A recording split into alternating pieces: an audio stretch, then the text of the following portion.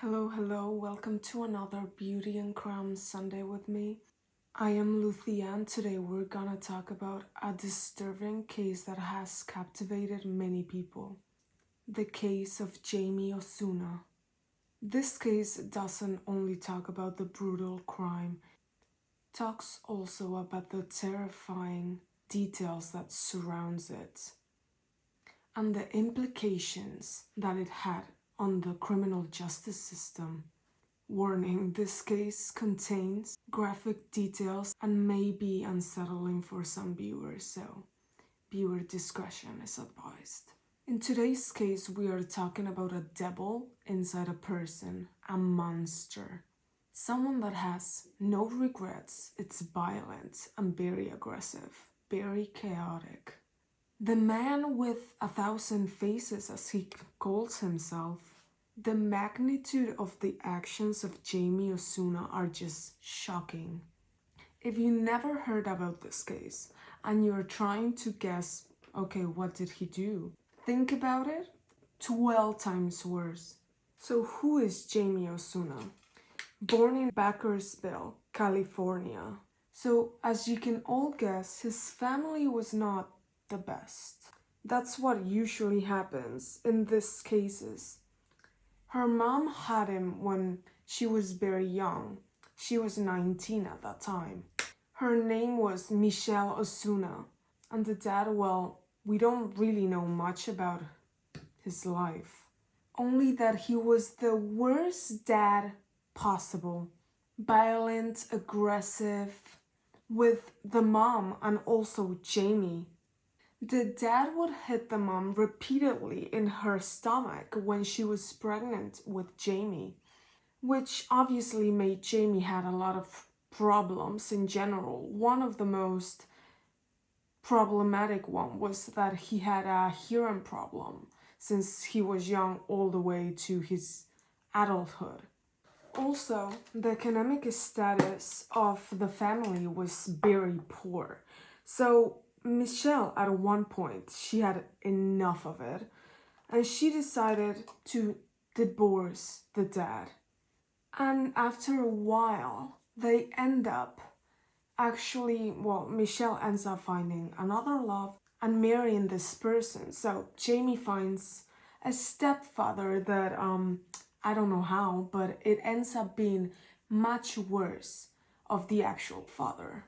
There is a lot of cases in which a person who has been abused in some way leaves and then goes back to a similar situation with someone else. And also in the case of Michelle, she left the situation to go to a very similar one. A stepfather that was also very violent, that also used a lot of substances. He was an alcoholic also. And at the same time, the stepfather would abuse Jaime and the mom. There was one specific incident in which Michelle, the stepfather, and Jaime went into a fishing trip.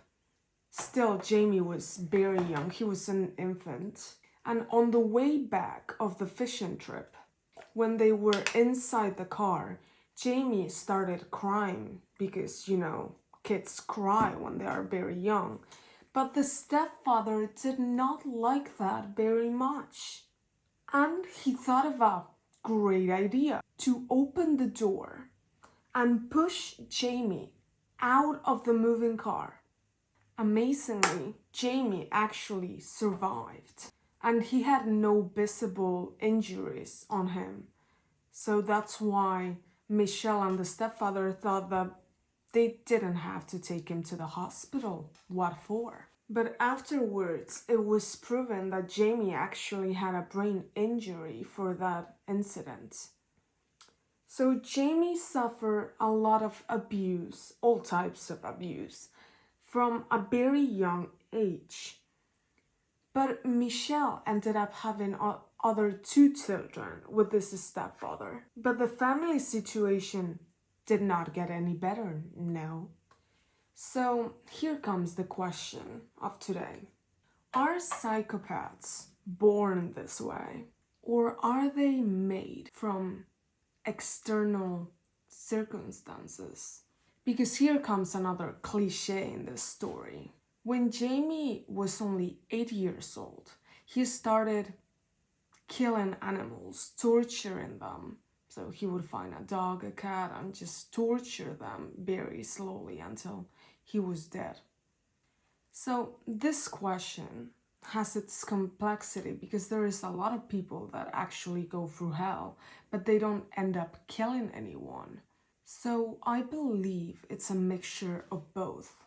Also, there is some scientific tests that they have made, which they took different psychopaths, and most of them were missing the part of the brain that helps with feeling empathy for other people, which in some cases happens because from a young age, or in Jaime's case, before he was born, he was hidden repeatedly.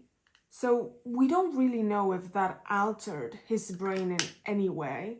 But these are some things that I found when I was doing my research. It's not really scientifically proven, but that's what I think. In this case, Jeff, apart from the abuse we know, he treated his kids very differently. He loved them. He adored them. While he used Jaime as trash that was not even allowed to eat at the dinner table with them. He would sometimes also lock Jaime outside in the freezing cold. And my question here is, why is the mom not doing anything? I don't really want to judge, but these cases make my blood boil. Because all this maybe could have been prevented if someone actually treated Jaime as a human being. So one of Jaime's favorite torture was to take a cat and put it inside a freezer, and afterwards in the oven to provoke the cat a very slow and agonizing death. He is the typical prototype that started doing bad things to animals, but sooner or later that will start escalating into human beings. So from a very young age, he was a very troubled kid. And even more when he actually started going to high school. One time when he was in 9th grade, the aggression towards other students was so bad that he actually stabbed another student just for having an argument. No idea what the argument was about.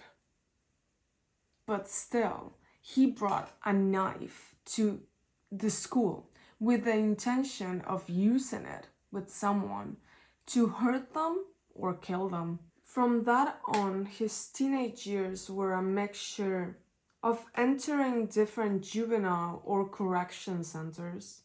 He started going into different gangs where their life was sadly very similar to Jaime's. So they would meet to rob, hit, or fight between other gangs. Basically a very chaotic life.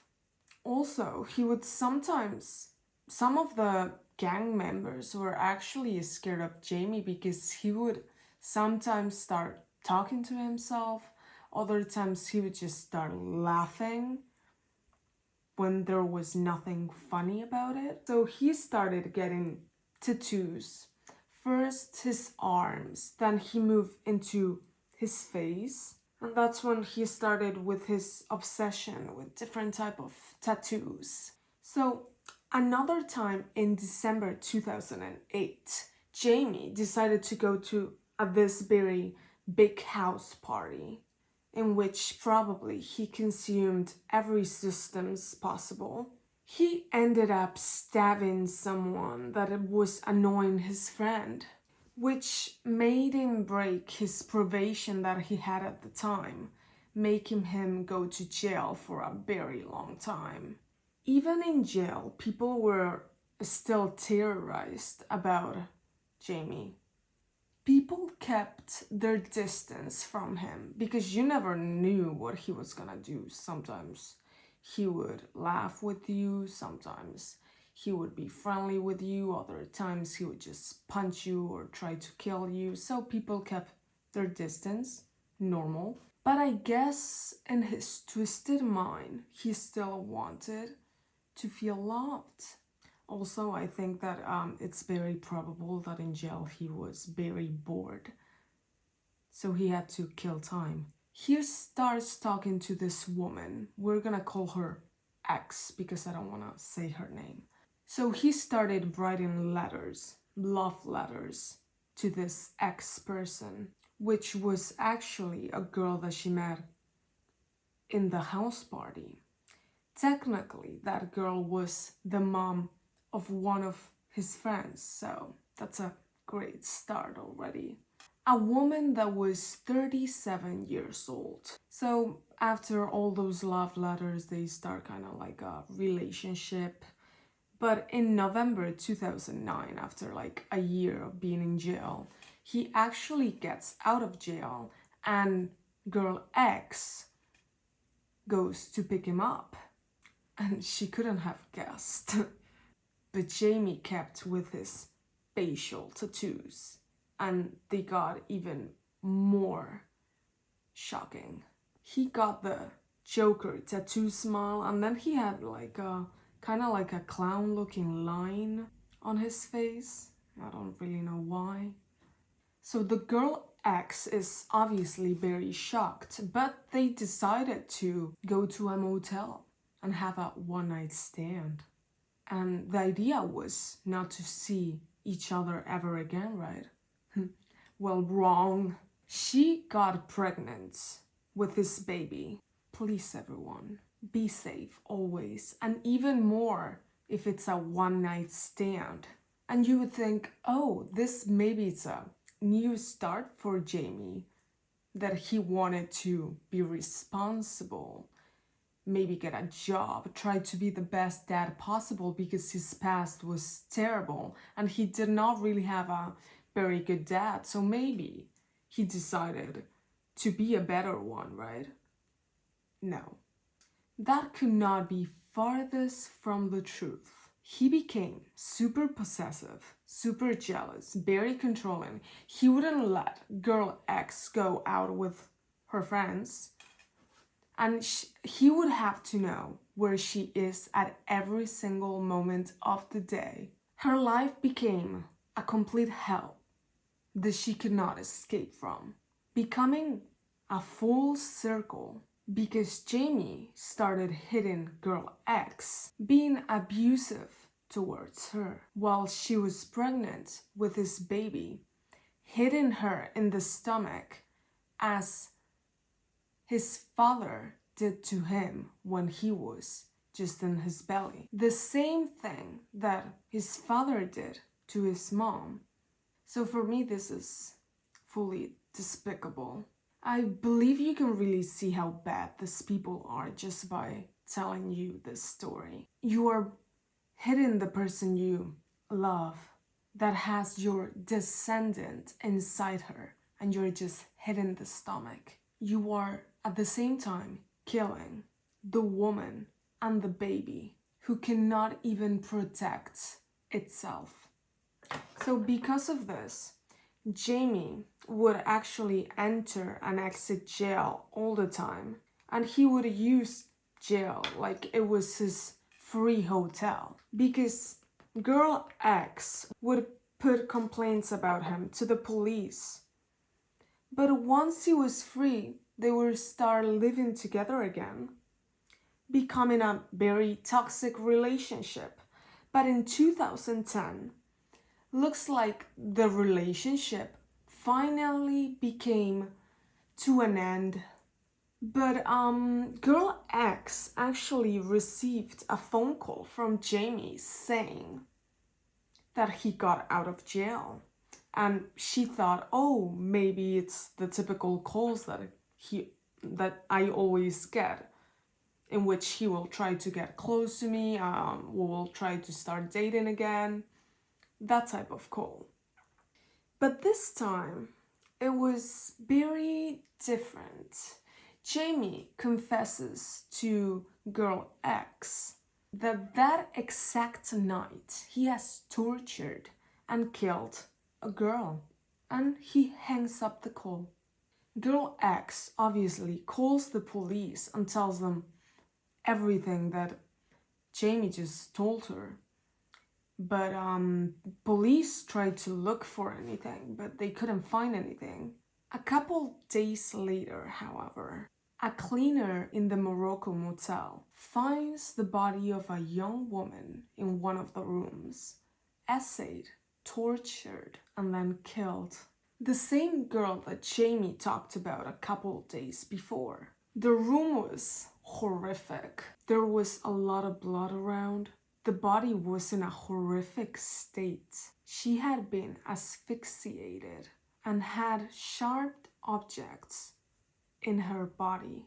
So the police runs into action, trying to find Jaime, and they find him pretty fast.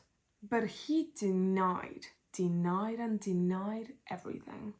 He said that the call that he made to girl X was just a prank, that he wanted to scare her, that at that moment he had a little bit too much to drink and he just wanted to scare her. Isn't it such a coincidence that the girl that he said he killed ended up dead a couple days later? The police ended up arresting him for the murder of Yvette Peña, and who was the victim, very sadly. A girl with also a very hard life, very complicated, basically came from the same background as Jaime, but there was one difference. She actually wanted to be someone. She wanted to break the circle. She actually wanted to be somebody and make a change.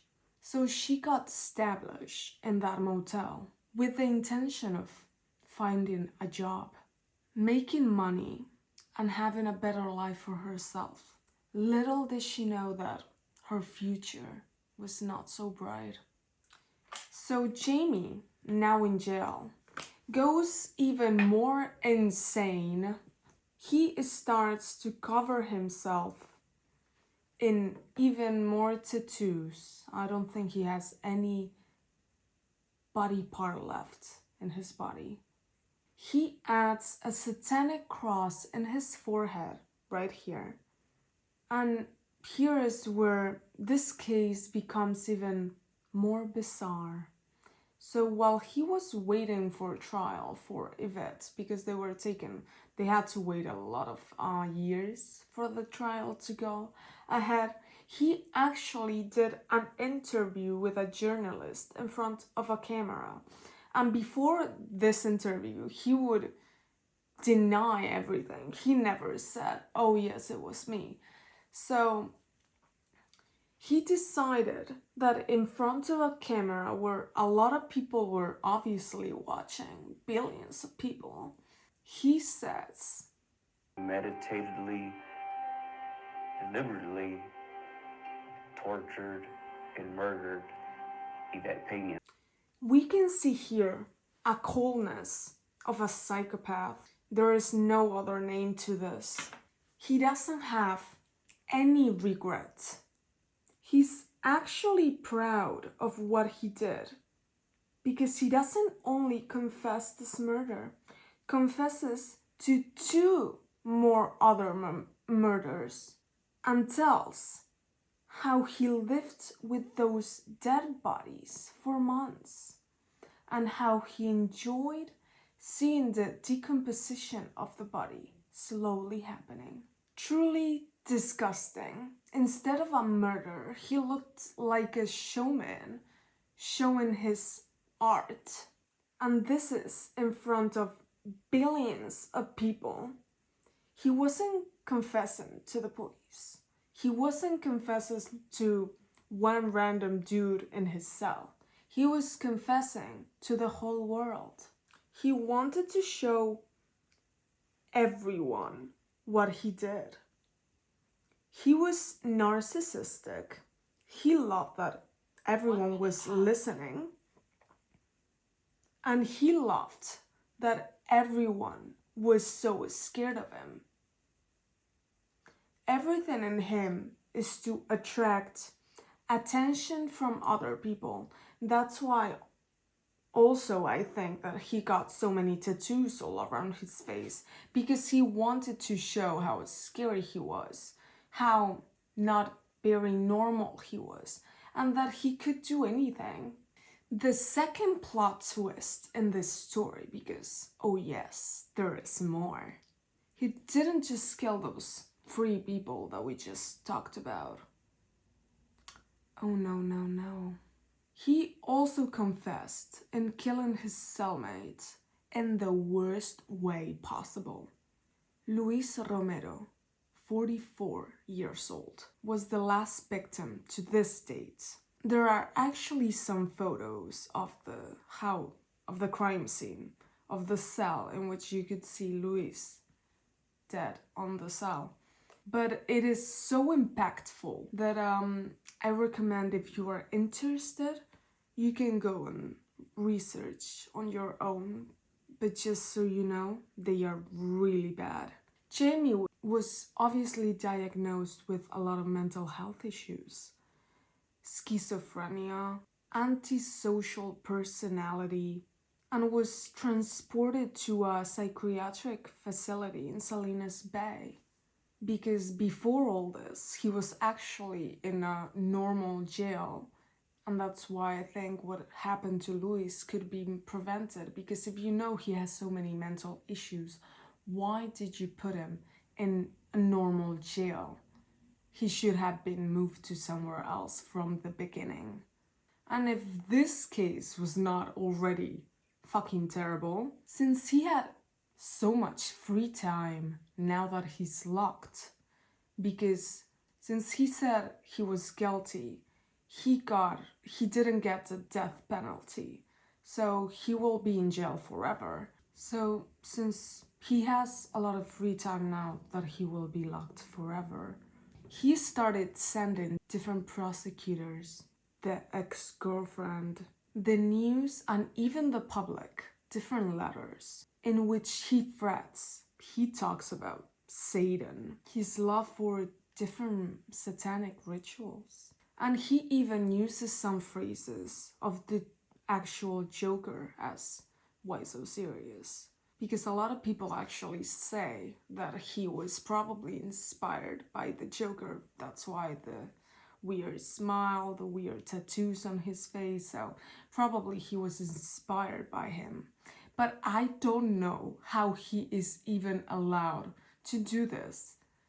Knowing that he has so many mental issues, why is he even allowed to communicate to the outside? This should not be possible. And also I heard that he sent the ex-girlfriend different letters in which there was dead animals inside. So I have no idea how he's even capable of doing this if there is not someone outside helping him do this, or how he can send those things to the police or the jail, because I know they always read what it says on the letters just in case they want to escape or they want help in some way. So how is it possible that they do not burn those letters? I don't know. So Jaime Osuna's case shines a spotlight on a number of systematic problems, particularly how mental illness patients or how mental ill individuals are handled in the prison system. Is it possible to prevent tragedies like this if we give inmates the psychological care that they need? Or is there something more sinister at play that makes someone like Osuna so dangerous? Could this crime have been prevented with better care? I think yes. Or was this the result of a disturbed individual? Tell me all your opinions down below in the comments. And please subscribe and like this video if you want to see more cases like this. You can also recommend different cases down below in the comments because I will always see them and I will take notes so I can do different cases that maybe I never heard before. And I think those ones are usually the most interesting. So thank you for watching, and remember, do your skincare, and if you don't end up like a glazed donut at the end of it, you're not doing it right. Bye bye!